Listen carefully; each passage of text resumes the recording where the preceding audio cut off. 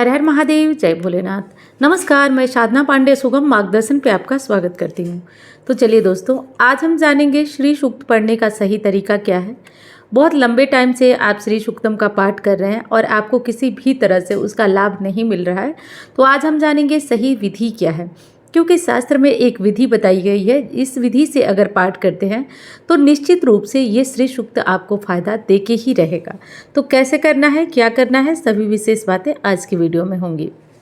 देखिए, श्री सूक्तम ऐसा पाठ है ना जिससे अगर हम दैनिक जीवन में कर लें तो निश्चित रूप से माँ लक्ष्मी की कृपा बरसती ही बरसती, इसमें दो राय वाली तो कोई बात ही नहीं है।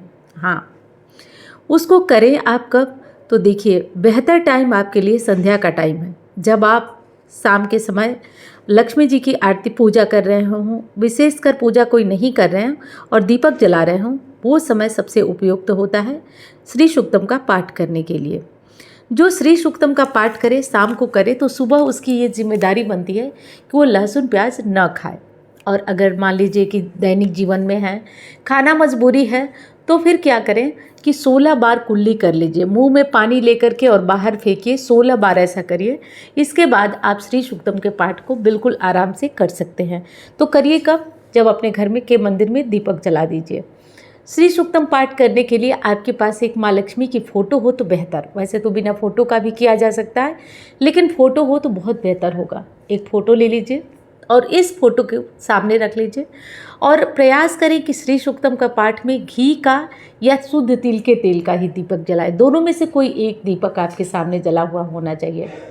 एक और काम कर सकते हैं आप, श्री सूक्तम का पाठ करते समय आपको क्या करना है कि जो दीपक की बाती आप जलाते हैं वो लाल वाले कलावा की बाती अगर जलाते हैं तो ज़्यादा अच्छा होता है, क्योंकि कलावे की बाती से माँ लक्ष्मी का जो निवास स्थान होता है वो आपके घर में होता है। तो कलावे की बाती ले लीजिए, घी का या तिल के तेल का दीपक जला लीजिए और शाम के टाइम माँ लक्ष्मी को उनका कोई भी भोग रखिए। तो माँ लक्ष्मी को सफ़ेद भोग भी रखा जा सकता है, बतासे भी रख सकते हैं, मिश्री भी रख सकते हैं और अनार भी रख सकते हैं। तो कुछ भी भोग ले लीजिए और माँ लक्ष्मी को लगा लीजिए। उसके बाद आप कोशिश करें कि लाल रंग का आसन पर बैठ जाइए और शाम का टाइम है तो दिशा आपकी पूर्व की उत्तर की तरफ मुँह करके बैठिए, उत्तर की तरफ, क्योंकि शाम को धन का आकर्षण उत्तर में होता है। तो उत्तर की तरफ बैठ जाइए, उत्तर में बैठ जाइए आराम से और कोशिश करिए कि जब आप ये पाठ करें तो आप लाल वस्त्र भी पहने। थोड़ी मेहनत करिए, क्योंकि बिना मेहनत के तो कोई चीज़ मुश्किल है। तो लाल रंग का आप वस्त्र पहनिए और लाल रंग का वस्त्र पहनने के बाद आपको करना यह है कि उत्तर की तरफ मुँह करिए और उसके बाद श्री सूक्तम का पाठ करिए। देखिए, श्री सूक्तम के पाठ में जो 16 ऋचाएँ हैं, जिसमें से कि 15 कुल ऋचाएँ हैं और एक महात्म्य है, परंतु 16 है। किसी किसी किताब में इससे ज़्यादा लिखा होता है, तो उसे भी आप पढ़ दीजिए, वो माँ लक्ष्मी के महात्म्य में ही आएगा। तो कोई नहीं, बहुत अच्छा है। तो इस तरीके से तो आप कर देंगे, पढ़ देंगे। उसके बाद माँ लक्ष्मी की आरती करने की आवश्यकता बिल्कुल नहीं है। कुछ लोग आरती करते हैं लेकिन आवश्यकता बिल्कुल नहीं है। तो ये तो हो गई हमारी साधारण जिससे श्री सूक्तम का पाठ करते हैं। इस पाठ को और विशेष कैसे बना सकते हैं हम लोग, इस पाठ को और असरदार और पावरफुल कैसे बना सकते हैं हम लोग। तो देखिए दोस्तों, श्री सूक्तम का पाठ अगर निरंतर आप 6 महीने तक करते हैं, आप जो कोई भी हों, स्त्री हैं, पुरुष है, जो कोई मेरी वीडियो को सुन रहा है, 6 महीने तक आप लगातार करिए। कभी कभी क्या होता है ना कि आपकी कुंडली में कुछ ऐसी समस्याएं होती हैं जो कि आपको पता भी नहीं होती है, कुछ ऐसा दोष होता है जो आपको पता ही नहीं होता, आप दर दर की ठोकर खा रहे होते हैं धन के लिए। तो मान लीजिए कुंडली दिखाए हैं तब तो पता है, नहीं पता है तब भी, तो इन चीज़ों का रिजल्ट आने में आपको लेट लग जाता है, थोड़ा सा विलम्ब हो जाता है इन चीज़ों का असर आने में। तो आपको क्या करना है कि आप इस चीज़ को धैर्य के साथ आगे बढ़िए, क्योंकि कहा जाता है ना कि मेहनत की मजदूरी कभी भी प्रभु मारते नहीं हैं।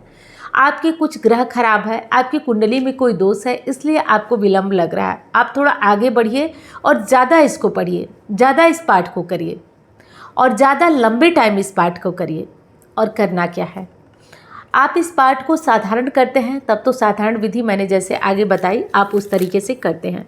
अगर आप इस पाठ को संपुटित कर देते हैं तो इसका आनंद ही अलग हो जाता है। अब बारी आती है कि संपुटित कैसे करें, कैसे हम इस पाठ को संपुटित करें।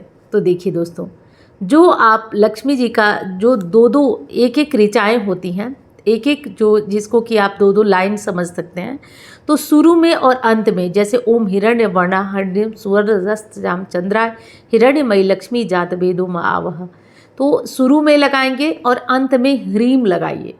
ह्रीम माँ लक्ष्मी का बीज मंत्र है, ह्रीम लगाइए। और जैसे ह्रीम लगा के शुरू करिए ओम ह्रीम ओम हिरण्य वर्णम, और म जात वेदो म आवह बोलते टाइम भी अंत में ह्रीम लगाइए। तो समझ सकते हैं आप, जहाँ पे एक ऋचा आपकी ख़त्म होती है, एक ऋचा ख़त्म होगी, वहाँ पे लगाएंगे। जितनी ऋचाएँ हैं उतनी 2 बार आपको ह्रीम लगाना है। एक बार फिर समझा देती हूँ। जो 2 लाइन होती है आपकी किताब में लिखी होती है, उस शुरू में ह्रीम लगाइए और अंत में ह्रीम लगाइए दोनों लाइनों के। कहीं कहीं पे 4 लाइन होती है तो वो स्पष्ट ऋचाओं को लिखा हुआ होता है कि 1 2 3, तो शुरू में और अंत में ह्रीम लगाना है। ये संपुटित करने का तरीका है। जब आप किसी चीज़ को बांध देते हैं तो वो जो मंत्रों की शक्ति होती है ना, वो बंध जाती है और इसका परिणाम आपको आश्चर्यजनक मिलता है। और निश्चित तौर पे जिनके घर लक्ष्मी नहीं है, अब देखिए ये एक बात और बता देती हूँ। वैसे तो ये जान पे खेलने वाली बात होती है, लेकिन मैं आपको बता देती हूँ एक और महत्वपूर्ण बात, एक और विशेष बात। वैसे तो ये बात थोड़ी विशेष है, लेकिन मैं बता देती हूँ आपको कि जब आप इस पाठ को कर रहे हैं तो डेली एक पाठ करें। लेकिन किसी कारण से धन का बहुत गहरा अभाव है, आपको बहुत गहरी समस्या आपको आ चुकी है और कोई रास्ता ही नहीं समझ में आ रहा है, तो आप एक बार बैठिए और 16 बार श्री सूक्तम का पाठ करिए संपुटित करके, जैसे मैंने बताया। तो 16 बार आप श्री सूक्तम का पाठ करिए। हाँ, आधे घंटे का टाइम आपका लगेगा, आधे घंटे से कम में भी हो जाएगा, आधे घंटे में भी हो जाएगा। तो 16 बार आप श्री सूक्तम का पाठ करिए, लगभग आपका आधे घंटे का टाइम जाएगा। लेकिन विश्वास रखिए, जो रिजल्ट आएगा वो बहुत तेज़ 3 से 4 महीने में आता है। ये पाठ करना खाली कभी भी नहीं जाता है। ऋग्वेद आयुर्वेद में ऐसा वर्णन है कि माँ लक्ष्मी के इस मंत्र को पढ़ने से, इस जो ऋग्वेद की ऋचाएँ हैं उसमें ये स्पष्ट है कि इसको पढ़ने से कभी भी कोई चीज़ खाली नहीं जाती है, आपको उसका फल मिलना तय ही तय है। तो इसलिए इसे ज़रूर पढ़िए और इस तरीके से पढ़िए जैसे मैंने बताया। तो उम्मीद करती हूँ कि जानकारी आपको पसंद आई होगी। वीडियो पसंद आए तो लाइक करिएगा। चैनल को आपने सब्सक्राइब नहीं किया है तो आप इस चैनल को भी प्यार दीजिए और अपना आशीर्वाद दीजिए। इसे भी भोलेनाथ की कृपा बनी रहे ऐसी प्रार्थना आप लोग करिए।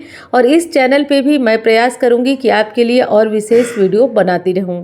एक चीज़ और बता दूं कि कोई भी पाठ करने के बाद आप आरती करना चाहें तो कर सकते हैं, करना आवश्यक नहीं है। तो ये विशेष बात थी आपके लिए जो मुझे बताना था। चलिए अब मैं मिलती हूँ आपसे अन्य वीडियो में।